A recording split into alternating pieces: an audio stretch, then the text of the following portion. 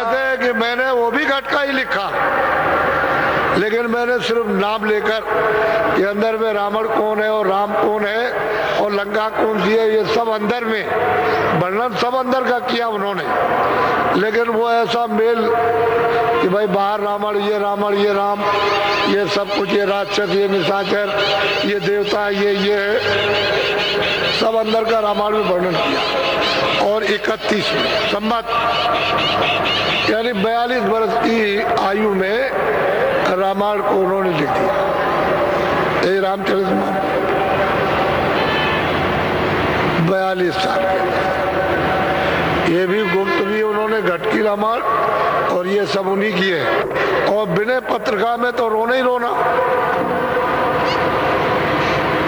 ये सब जीव क्या समझेगा, उनकी समझ में क्या आ सकता है, छुपा लिया। 42 साल में उन्होंने रामायण को लिखा और 42 लिख दिया तो बहुत, इसको सोचिए समझिए, बोलो। जग में झगड़ा जाना भाई, रामन राम चरित्र बनाई।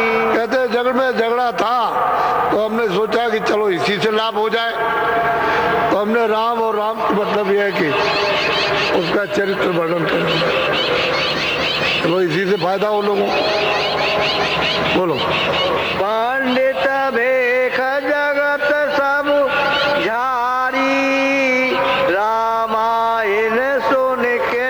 कहते हैं कि जब रामायण को लिख दिया तो पंडित भेख सब यानी इतना झाड़ करके सब खुशी सुखी मतलब प्रसन्न हुए कि जिसका कोई मतलब, बहुत प्रसन्न, बहुत। बोलो।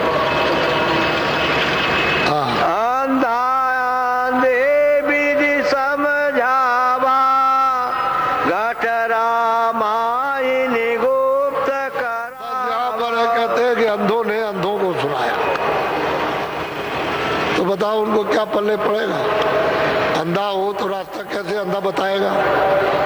तो अंधों ने अंधों को सुनाया और उस रामायण को जो सुना उन्होंने सुनाया, हमसे कभी भी नहीं पूछा, क्योंकि 42 साल की उम्र में मैंने बना दिया और 91 तक मैं यहाँ रहा,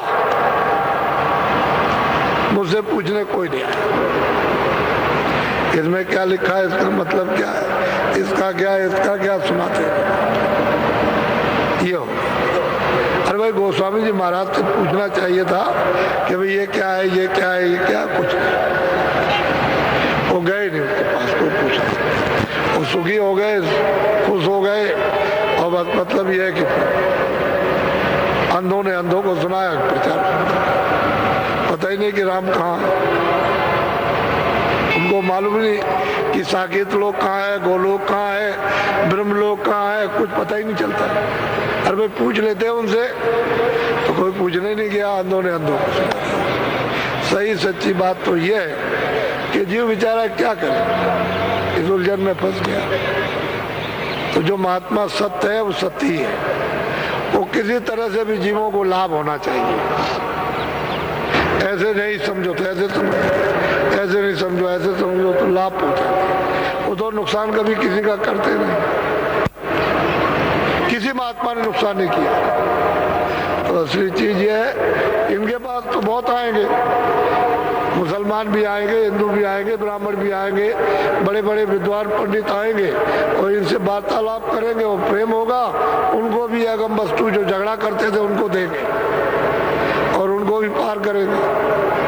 तो महात्मा तो भला करते ही, लोग नहीं समझते। इसलिए आप लोग महात्माओं के संबंध में कुछ नहीं जानते हो, और वो लकीर के फकीर क्या करके गए, क्या देके गए, क्या कह गए, क्या बता गए, हो तो अपने को कुछ नहीं। सही बात यह है कि हम भी वैसे ही थे, अगर महात्मा न मिलते तो अपने को क्या पता था, क्या उसका बोध था, क्या ज्ञान था, कुछ भी नहीं था। लेकिन महात्मा जब मिल गए तो उन्होंने सब कुछ गड़गड़ा करके बना लिया, तो महात्मा ही सब बनाते। तो ये मनुष्य मंदिर है।